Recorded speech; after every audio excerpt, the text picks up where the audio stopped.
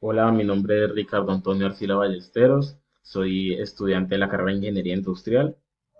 Eh, Voy a explicar la simulación sobre la materia de física electrónica, que es de la tarea número uno. Bueno, el programa que vamos a utilizar es Tinkercad, que es un simulador. Vamos a iniciar el simulador para poder ver. Bueno, las tomas que vamos a hacer de corriente y voltaje, pues van de entre un rango que es de 3,5 a 5. Entonces aquí podemos ver la fuente de poder, la cual vamos a mover y vamos a sacar los valores. Por ejemplo, nuestros valores tienen que ser muy similares, tanto en voltaje como en amperios. En corriente como en voltaje debe ser prácticamente igual nuestro resultado.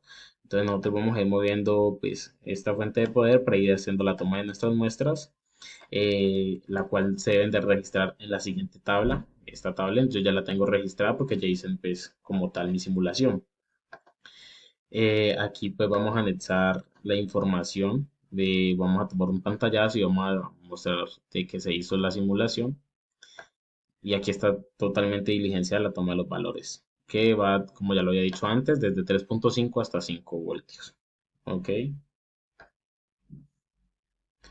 bueno, aquí vamos a representarlo de forma gráfica, en donde se va a ver una constante de crecimiento que ante más corriente, de ante mayor voltaje, mayor corriente. Aquí podemos observar que el crecimiento es continuo y eso significa que es directamente proporcional su crecimiento y pues su corriente. Bueno, vamos a hablar textualmente sobre la definición de voltaje y cómo se puede medir. Bueno, el voltaje es una medida de la fuerza eléctrica que se impulsa en el flujo de electrones en un circuito eléctrico. También se conoce como diferencia de potencial eléctrico y se mide en unidades llamadas voltios. El voltaje se describe como la cantidad de energía necesaria que se utiliza para mover una carga eléctrica de un punto a otro en un campo eléctrico. La forma de poder medir el voltaje es mediante un voltímetro y que es un instrumento de medición utilizado para medir la diferencia de potencial eléctrico entre dos puntos de un circuito. Bueno, el voltímetro se debe conectar en forma paralela dentro del circuito, de modo que éste pueda medir la diferencia de potencia entre los puntos seleccionados.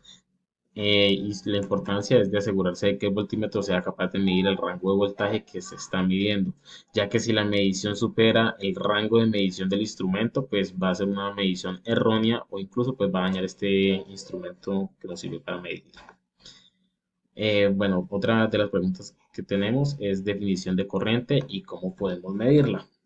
Bueno, la corriente es una medida de flujo de cargas eléctricas dentro del circuito eléctrico y esta se logra medir por medio de los amperios.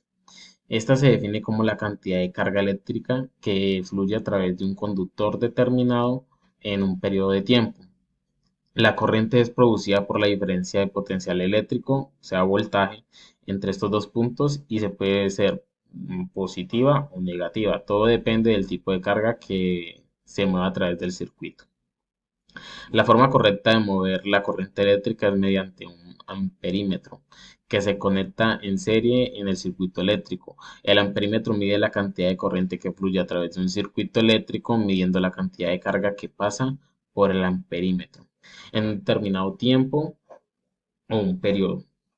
Bueno, es importante que el amperímetro se conecte correctamente dentro del circuito, ya que si se conecta en paralelo o de forma incorrecta, la medición va a ser incorrecta y se va a dañar hasta el dispositivo o el instrumento.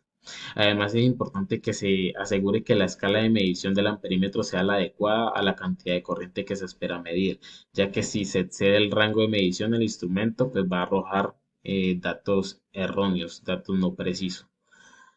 Bueno, esta es la actividad como tal. Aquí ya tenemos todo plasmado en nuestro documento para hacer la entrega.